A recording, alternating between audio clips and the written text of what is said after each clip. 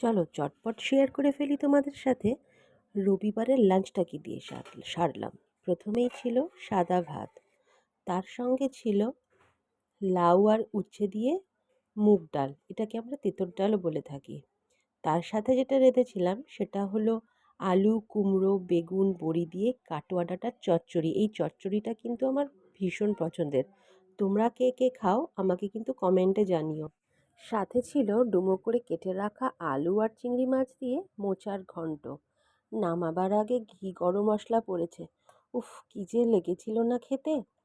আর সব শেষে যাকে না রাখলেই নয়, সে হচ্ছে আমাদের মাংসের লাল ঝোল।